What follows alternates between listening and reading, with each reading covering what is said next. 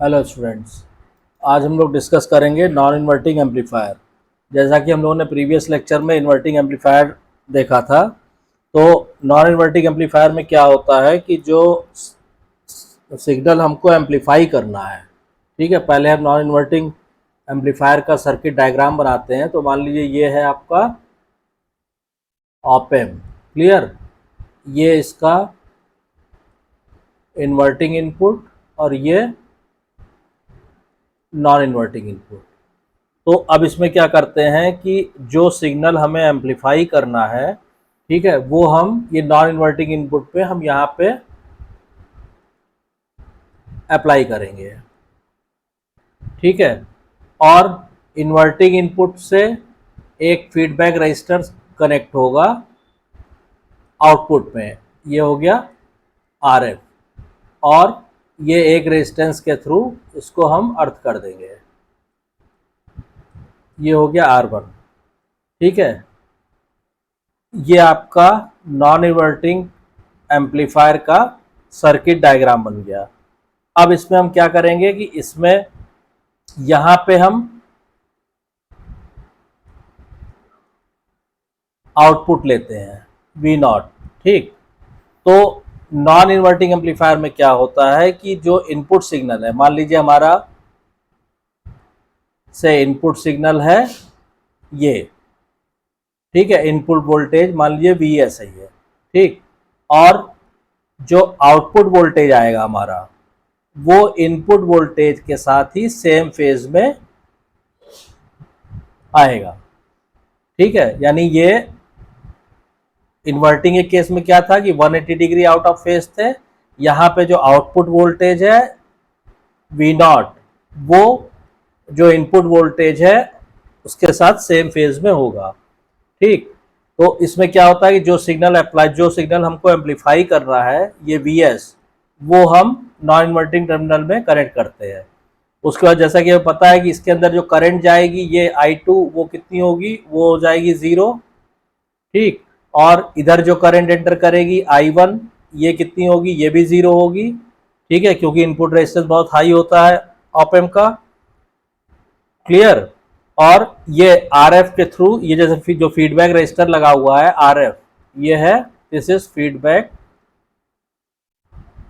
Register, इसके through ये हम फीडबैक प्रोवाइड करते हैं, ठीक है। अब इसमें मान लीजिए हम इसका एक्सप्रेशन निकालें, किसका, इसके वोल्टेज गेन का, ठीक है। तो अगर हमें इसके वोल्टेज गेन का एक्सप्रेशन निकालना होगा तो हम क्या करेंगे कि देखिए, हम चूंकि यहाँ पे आइडियल ऑप एम्प यूज कर रहे हैं, आइडियल ऑप एम्प, और आपको मालूम है आइडियल ऑप एम्प में क्या होता है, इनपुट रेजिस्टेंस इनफाइनाइट होता है। तो इनपुट रेजिस्टेंस इनफाइनाइट होगा तो इससे क्या होगा कि the currents entering into both the input and input terminals of op amp will have a zero value. यानी ये जो द टर्मिनल है ऑप एम्प के, इसमें एंटर करने वाली current I1 is equal to I2 is equal to क्या होगी, 0, ठीक। तो इसके 0 होने से क्या होगा कि अगर हम वोल्टेज अक्रॉस R1 निकालें तो देयरफॉर वोल्टेज अक्रॉस R1 वो क्या हो जाएगा, R1 upon R1 plus RF into V0 हो जाएगा, ठीक है। इससे क्या होगा कि as per the virtual short concept, जो अब इसमें क्या होगा कि यहाँ पे ये जो वोल्टेज है V1 और V2, ये जो वोल्टेज है ये कितना है, V2, और यहाँ पे जो वोल्टेज है ये कितना है, V1। और चूंकि ऑप एम्प के दोनों टर्मिनल वर्चुअल शॉर्ट होते हैं, वर्चुअल शॉर्ट की मैंने एक सेपरेट वीडियो डाली हुई है, उसको आप देख लीजिए, आपको क्लियर हो जाएगा वर्चुअल शॉर्ट क्या है। तो due to this virtual short क्या होगा कि V2 is equal to V1 is equal to V हो जाएगा, और V क्या है यहाँ पे, सप्लाई वोल्टेज Vs, ठीक। तो इसलिए Vs की जो वैल्यू आ जाएगी, Vs की वैल्यू आ जाएगी आपकी R1 upon R1 plus RF into V0, ठीक है। तो अगर हम अब हमें क्या निकालना, अगर हमको क्लोज लूप वोल्टेज गेन निकालना है तो इसलिए आप यहाँ पे लिख सकते हैं closed loop voltage gain AVF AVF क्या हो जाएगा हमारा, AVF हो जाएगा V नॉट अपॉन VS, और ये इक्वल टू यहां से आप निकालिए V नॉट अपॉन VS कितना हो जाएगा, ये हो जाएगा R1 plus RF upon R1। ठीक है, तो इससे इसको आप दूसरे ढंग से ये भी लिख सकते हैं 1 प्लस RF अपॉन R1। ये इसका क्लोज लूप वोल्टेज गेन आ जाएगा, किसका, नॉन इन्वर्टिंग एम्पलीफायर का।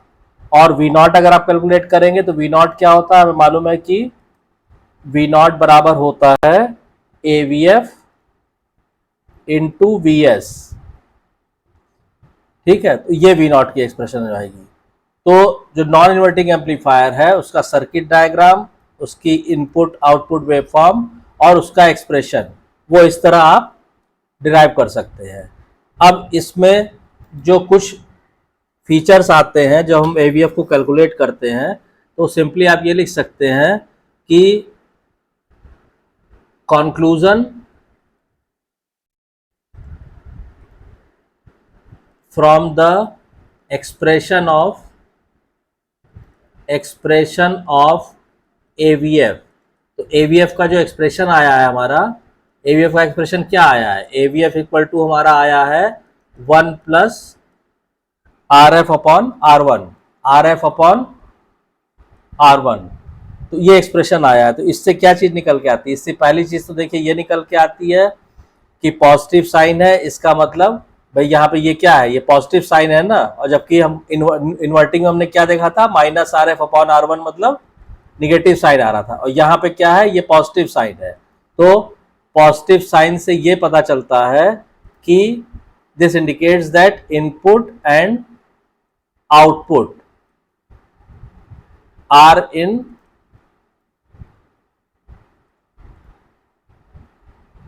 Same phase. पहली चीज हो गई। दूसरी चीज क्या है, the close loop control gain is always greater than unity. तो AVF जो है आपका, AVF की वैल्यू हमेशा ग्रेटर देन यूनिटी होगी। क्यों, क्योंकि यहाँ पे आप एक्सप्रेशन में देखिए, अगर इसको हम एकदम छोटा भी मान लें, वेरी स्मॉल भी मान लें, ठीक है, तब भी 1 प्लस मतलब हमेशा जो भी इसकी वैल्यू आएगी वो 1 से ज्यादा आएगी। ठीक है, तीसरा पॉइंट क्या है, तीसरा पॉइंट ये है, AVF is adjustable and its value can be adjusted by varying the value of RF and R1। तो हमें मालूम है कि AVF बराबर क्या है, AVF बराबर 1 प्लस RF अपॉन R1 है। तो RF और R1 की वैल्यू को हम चेंज करेंगे या एडजस्ट करेंगे, उसी हिसाब से हम AVF की वैल्यू को एडजस्ट कर सकते हैं। जनरली क्या करते हैं, a variable register is use in place of RF to adjust the close loop gain to its desired value. Generally यहाँ पे RF की जगह, जैसे सर्किट डायग्राम में हमने दिखाया था ना कि ये RF है, ये आउटपुट है, तो ये जो हमने RF दिखाया था यहाँ पे, इसकी जगह पे क्या करते हैं, जनरली हम एक वेरिएबल रजिस्टर यूज करते हैं, जिसकी वेरिएबल रजिस्टर जिसकी वैल्यू हम चेंज कर सकते हैं। और जब आप वैल्यू चेंज कर सकते हैं तो उसी हिसाब से AVF की वैल्यू आप एडजस्ट कर सकते हैं। और फोर्थ पॉइंट क्या है, AVF is independent of the open loop gain of the op amp. तो देखिए AVF की वैल्यू, फिर आप एक्सप्रेशन देखिए क्या आ रहा है, 1 प्लस RF अपॉन R1, मतलब इसमें कहीं भी ओपन लूप गेन का इन्वॉल्वमेंट नहीं है। तो इसीलिए हम फोर्थ पॉइंट में ये कह सकते हैं कि AVF जो है वो इंडिपेंडेंट है किससे, ओपन लूप गेन से, ओपन लूप गेन से इंडिपेंडेंट है, यानी ओपन लूप गेन पे डिपेंड नहीं करता है ये। इट डिपेंड्स ओनली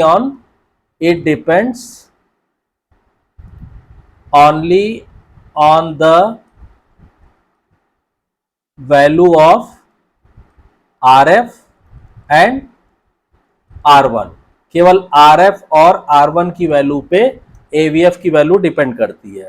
तो आई होप कि आपको ये क्लियर हो गया होगा कि इसकी वैल्यू जो है केवल RF और R1 पे ही डिपेंड करती है और इसकी वैल्यू किसी पर डिपेंड नहीं करती है। तो अगर मान लीजिए एक हम कंपैरेटिव स्टडी निकालना चाहें कि इन्वर्टिंग और, यहाँ पे सिंपली आप लिख सकते हैं कि कंपैरिजन ऑफ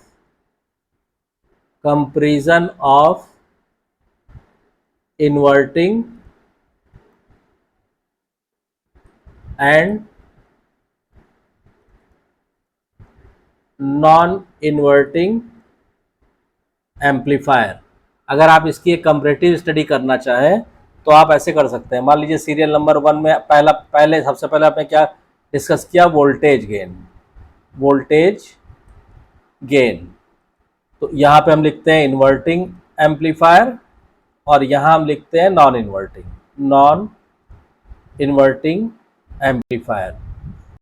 ठीक है, तो इन्वर्टिंग एम्पलीफायर में क्या होता है, एवीएफ की वैल्यू कितनी आती है, एवीएफ आती है माइनस का आरएफ अपॉन R1, और यहाँ पे कितनी आती है, यहाँ पे एवीएफ आता है 1 प्लस RF अपॉन R1। ठीक, सेकेंड जो है क्या है, phase relation between input and output voltage, यानी इनपुट और आउटपुट में फेज डिफरेंस या फेज रिलेशन। ठीक है, तो इन्वर्टिंग के केस में क्या होता है, ये दोनों आपस में 180 डिग्री आउट ऑफ फेज होते हैं। ठीक, और यहाँ पे क्या होता है, सेम फेज में होते हैं इनपुट और आउटपुट दोनों। तीसरा पॉइंट क्या है, तीसरा पॉइंट यह है कि value of voltage gain, value of voltage gain. तो इन्वर्टिंग के केस में क्या होता है, it can not be greater than, less than और equal to can be greater, यानी यहां पे जो एवीएफ की वैल्यू आती है, AVF can be greater than, less than और इक्वल टू क्या, यूनिटी, यानी ये यूनिटी से बड़ा भी हो सकता है, छोटा भी हो सकता है और बराबर भी हो सकता है। और जबकि यहाँ पे नॉन इन्वर्टिंग के केस में एवीएफ की value is always greater then, या तो ग्रेटर देन होगा या इक्वल टू होगा किसके, यूनिटी के। ठीक, और फोर्थ पॉइंट जो है वो है कि इनपुट रेजिस्टेंस। अगर हम इनपुट रेजिस्टेंस की बात करेंगे तो इनपुट रेजिस्टेंस यहाँ पे इन्वर्टिंग के केस में क्या होता है, बहुत ज़्यादा होता है, वेरी लार्ज, और यहाँ पे क्या होता है, नॉन इन्वर्टिंग केस में इनपुट रेजिस्टेंस होता है इक्वल टू R1। तो ये एक तरह से एक कंपैरेटिव स्टडी है इन्वर्टिंग और नॉन इन्वर्टिंग एम्पलीफायर में। तो आई होप कि आपको इन्वर्टिंग और नॉन इन्वर्टिंग एम्पलीफायर क्लियर हो गया होगा। ठीक है, अगर इसके रिगार्डिंग कोई भी क्वेरी है तो आप कमेंट लाइन में कमेंट करके पूछ सकते हैं, और अगर आपको वीडियो कंटेंट पसंद आ रहा है तो वीडियो को शेयर कीजिए, लाइक कीजिए, चैनल को सब्सक्राइब कीजिए और नोटिफिकेशन बेल को ऑन कर दीजिए ताकि जब भी कोई नई वीडियो अवेलेबल हो तुरंत आपको उसकी नोटिफिकेशन हो जाए। Thank you.